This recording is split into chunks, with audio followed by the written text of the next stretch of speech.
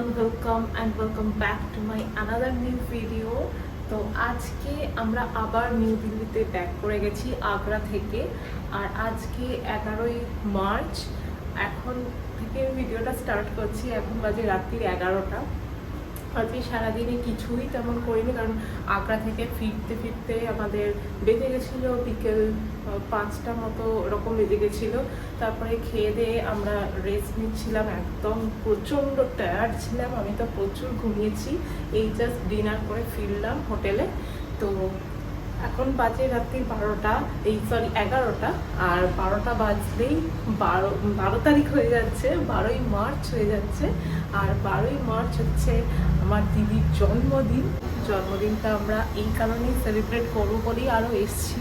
একসাথে ওর সাথে থাকবো, একটু ফ্যামিলি টাইম স্পেন্ড করবে ও, সেই কারণে তো সেলিব্রেট করবো আমরা 12টা বাজলেই। তো চলো দেখতে থাকো তাহলে।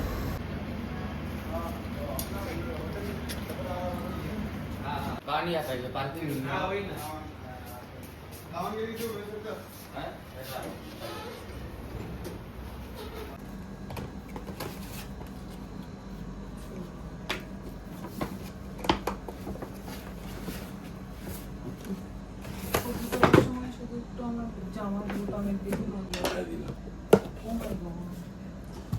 ঠান্ডাটা লেগে গেলে এখন মুশকিল আছে।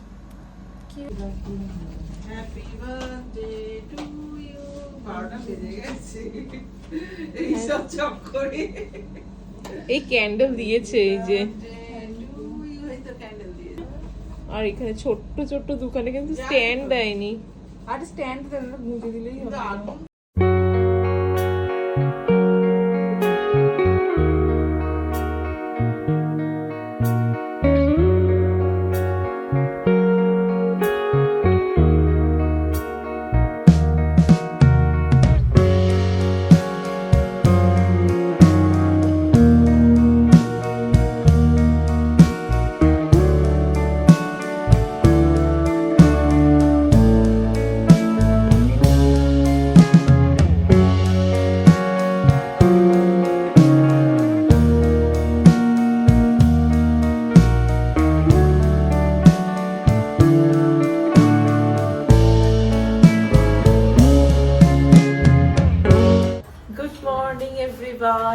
আমি তো রেডি হয়ে গেছি, আমরা সবাই রেডি হয়ে গেছি। এখন আমরা বেরোচ্ছি নিউ দিল্লি, মানে দিল্লির পুরো সাইট সিন করতে আজকে আমরা যাচ্ছি।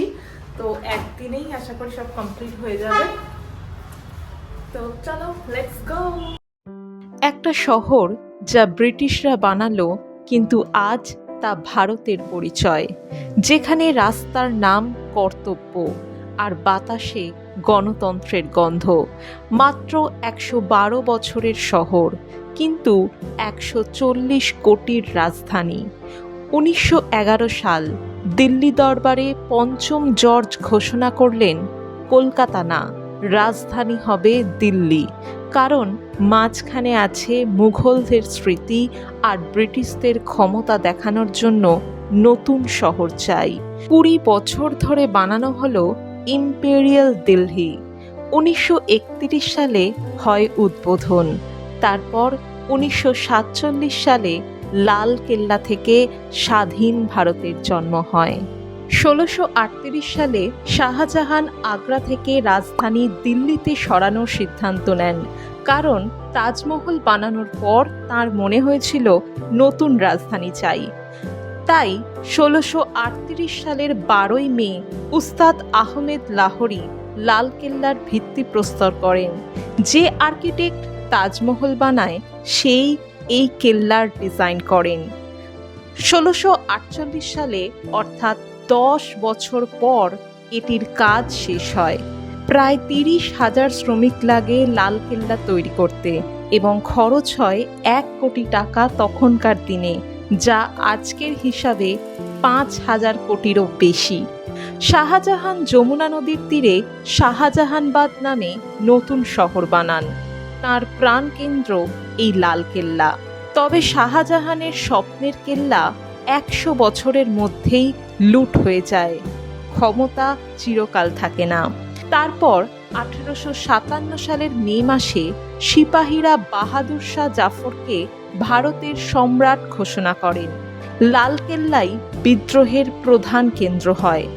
তারপর সেপ্টেম্বর মাসে ব্রিটিশরা কেল্লা দখল করে। কেল্লার 80% মহল ভেঙে সেনা ব্যারাক বানায় ব্রিটিশরা। সোনা, রূপো, দামি পাথর খুলে নিয়ে যায়। অবশেষে লালকেল্লা হয়ে যায় ব্রিটিশ সেনাদের ছাউনি। এরপর 1911 সাল থেকে 1947 সাল পর্যন্ত চলে স্বাধীনতা সংগ্রাম। 1911 সালে ব্রিটিশরা কলকাতা থেকে রাজধানী দিল্লিতে আনে। লালকেল্লার গুরুত্ব আবার বাড়ে। 1945 থেকে 1946 সালে INA ট্রায়াল হলো লালকেল্লা। নেতাজির আজাদ হিন্দ ফৌজের অফিসারদের বিচারে সারা দেশ উত্তাল হয়ে ওঠে। 15ই অগস্ট 1947 সালে জওহরলাল নেহেরু লাহোরি গেট থেকে প্রথমবার স্বাধীন ভারতের তিরঙ্গা পতাকা তোলেন। ব্রিটিশরা নাম দিয়েছিলেন ফোর্ট অফ দিল্লি। স্বাধীনতার পর আবার নাম পরিবর্তন হয়ে হয় লালকেল্লা। ইন্ডিয়া গেট, এটি কোনো রাজা বাদশার স্মৃতিসৌধ নয়। এটি 84,000 সাধারণ সৈনিকের গল্প, যারা যুদ্ধে গিয়ে আর ফেরেনি। এটাই ইন্ডিয়া গেট।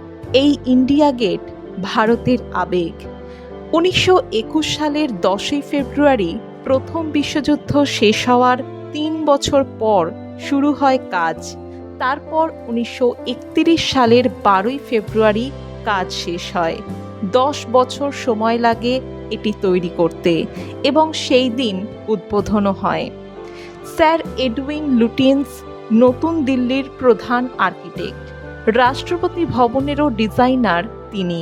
প্রথম বিশ্বযুদ্ধ এবং তৃতীয় আফগান যুদ্ধে নিহত 84,000 ভারতীয় সৈনিকের স্মরণে ইন্ডিয়া গেট নির্মাণ করা হয়।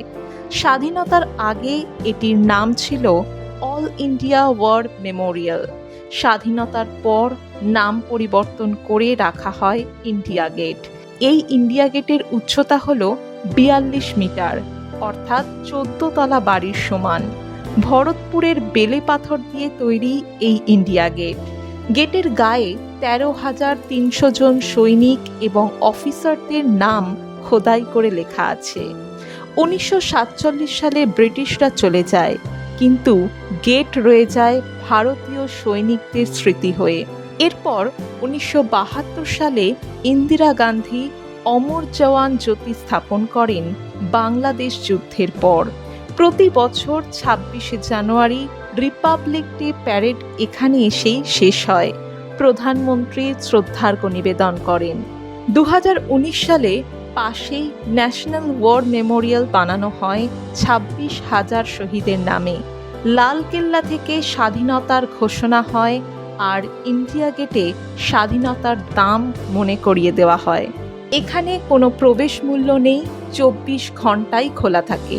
সূর্যাস্তের পর সুন্দর লাইটিং দেখা যায় এবং বোটিংও হয় পাশের লেকে। তো ওরা এখন ইন্দিরা গান্ধী কি সমাধি দেখতে গেল, যেখানে ইন্দিরা গান্ধীকে শ্যুট করা হয়েছিল। তো আমি আর নামলাম না, এত রোদ, আমার আর ভালো লাগছে না। তো একই গার্ডেন বগেরা এইসবই আছে, তো আমি গাড়িতেই বসে আছি। তো ওরা ঘুরে আসুক, তারপর আবার নেক্সট ডেস্টিনেশনে যাব। ভাইয়া আমাকে চা খাওয়াচ্ছে, আমি বসে আছি, ভাইয়াও চা খাচ্ছে, আমাকেও দিল। তো সকাল থেকে তো কিছু সেরকম খাওয়া হয়নি। কালকে দিদি কেক কেটেছিল, সেই কেকটা খেয়েছি কিছুটা, আর কিছু বিস্কুট ফিস্কুট এইসবই খেয়েছি। চা খাওয়াই হয়নি সকাল থেকে, তাই চা অফার করলো যখন চাই খাই।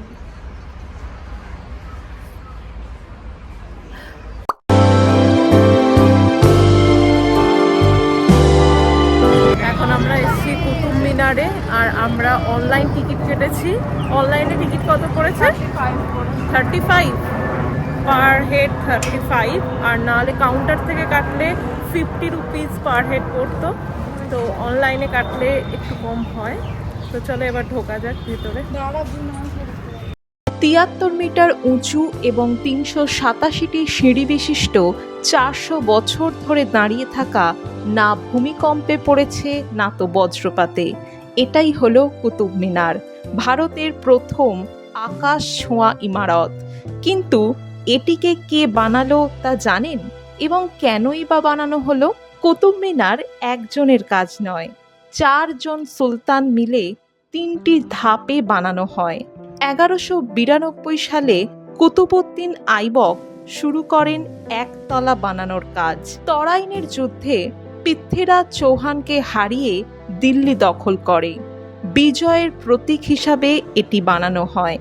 1199 সাল থেকে 1220 সালে সুলতান ইলতুৎমিশ আরও 3 তলা যোগ করেন। কুতুবউদ্দিন মারা যাওয়ায় জামাই ইলতুৎমিশ শেষ করে মোট 4 তলা তৈরি হয়।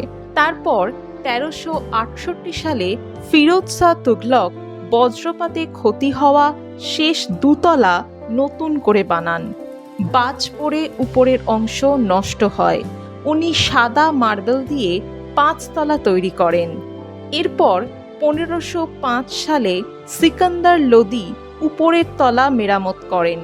ভূমিকম্পে আবার ক্ষতি হয়। শেষবার তিনি মেরামতির কাজ করেন। এটির প্রথম 3 তলায় গায়ে পর্যায়ক্রমে গোল আর কোণাকৃতি খাঁজ দেখা যায় 24টি এবং উপরে 12টি। 1.2 ডিগ্রি হেলে রয়েছে পিসার হেলানো টাওয়ারের মতো, কিন্তু 400 বছরেও পড়েনি। এরপর 1981 সালে একটি দুর্ঘটনায় লোডশেডিং হওয়ায় ভিড়ে পদপিষ্ট হয়ে 45 জন মারা যায়। তারপর থেকেই ভেতরে ওঠা নিষিদ্ধ হয়। এখানের প্রবেশ মূল্য ভারতীয়দের জন্য 40 টাকা এবং বিদেশিদের জন্য 600 টাকা। লোটাস টেম্পল, এটা না তো মন্দির, না মসজিদ, আর না গির্জা।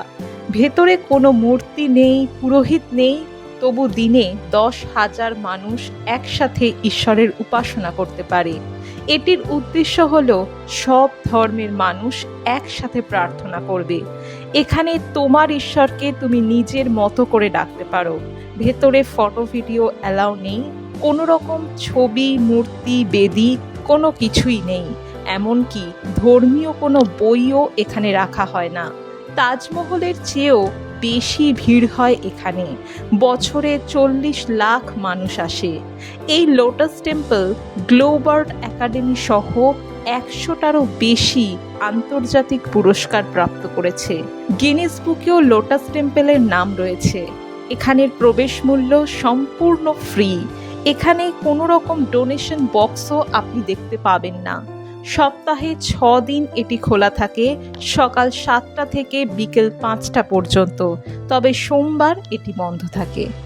দিল্লি শহরের কোন জায়গাটা আপনার বেশি পছন্দের আপনি কমেন্ট করে জানাতে পারেন। আর এই ভিডিওটা কেমন লাগলো সেটাও আপনি জানাতে পারেন কমেন্ট বক্সের মাধ্যমে।